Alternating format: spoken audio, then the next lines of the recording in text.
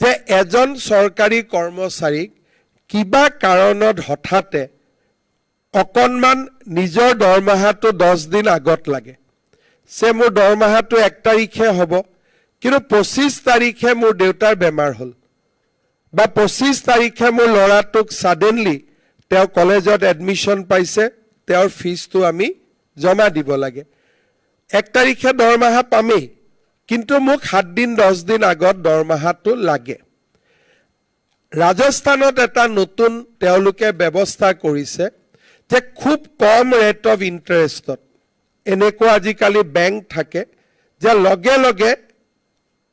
দৰমহাটো এডভান্স দি দিয়ে তাৰ পিছত দৰমহাটো আপুনি 1000 কৰি ঘূৰাই দিব পাৰিব বা একেলগেও ঘূৰাই দিব পাৰিব 20 তাৰিখে মই দৰমহাটো আগতে লৈ ললো 1 তাৰিখে দৰমহা পালো I can return the entire money. Then rate of interest will be count only on 15 days. কিন্তু মই ললু হয় কিন্তু একেলগে ঘূৰাই দিলে মই অহা মাহটো কেনেকৈ চলিম সো মই ষ্টেগাৰ কৰি ঘূৰাই দিম in a period of 1 year ইয়াতে বেংকে যি লোন চাৰ্জ কৰে সেইটো লোন নহয় চৰকাৰৰ লগত আমি নেগোশিয়েট কৰিম খুব কম ৰেট অফ ইন্টাৰেষ্ট হ'ব মেবি 1% যে আমি 15 দিনৰ কাৰণে ধাৰ লৈছো তো rate of interest will be just 1% কিন্তু এবছৰলৈকে টকাটো লাহে লাহে ঘূৰাই দিম তেতিয়া হয়তো ৰেট অফ ইন্টাৰেষ্টটো অলপ বেছি হ'ব মই ফাইনেন্স ডিপাৰ্টমেণ্টক অনুৰোধ কৰিম যে এটা ট্ৰান্সপাৰেন্ট বিড প্ৰসেছৰ জৰিয়তে আমি এই সুবিধাটো চৰকাৰী কৰ্মচাৰীসকলক দিব লাগে কাৰণ মই দেখিছো আৰু আমি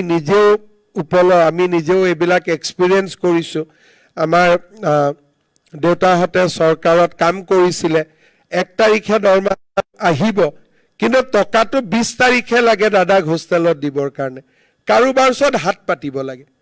এই যে হাত পাতিলে মানুহৰ মাজত অব্লিগেশ্যনৰ সৃষ্টি হয় যে তোমাক মই বিপদৰ সময়ত টকাটো ধাৰ দিছিলো সো তুমি এই কামটো মোৰ কৰি দিয়া লিগেল হক ইলিগেল হক আৰু যেতিয়া মানুহৰ মনত অব্লিগেশ্যন থাকে তেতিয়া হলে মানুহৰ এটো সহজাত পবিত্ৰী মানুহজনে যাতে যেতিয়া হি মানসিকভাৱে হেঁচা দিয়ে তেতিয়া কিবা নহয় কিবা আমি ৰাস্তা উলিয়াব চেষ্টা কৰো যে মানুহজনক আমি কেনেকৈ সহায় কৰিব পাৰো আৰু তেনেকুৱা সৰু সৰু অব্লিগেশ্যন আমি মানাৰ কাৰণে কেতিয়াবা চাকৰি জীৱনত আমাৰ বহুত অসুবিধাও আহি পৰে সেই কাৰণে মই স্যালাৰি এডভান্স লব পৰা আৰু ইনষ্টলমেন্টত ৰিটাৰ্ণ দিব পৰা বা এতে গো ৰিটাৰ্ণ দিব পৰা এই স্কিমটো ইমপ্লিমেন্ট কৰাৰ কাৰণে অনুৰোধ কৰিম আৰু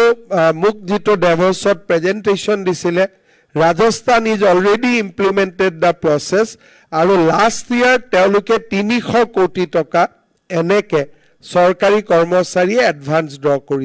কৰিছে ঘূৰাই দিছে ড্ৰ কৰিছে ঘূৰাই দিছে the transaction was up to 300 crore আমাৰ কৰ্মচাৰী কম আছে আমাৰ ইমান নহব but at least বিপদৰ সময়ত this will be a instrument যত নেকি চৰকাৰী কৰ্মচাৰীয়ে ইয়াক ব্যৱহাৰ কৰিব পাৰিব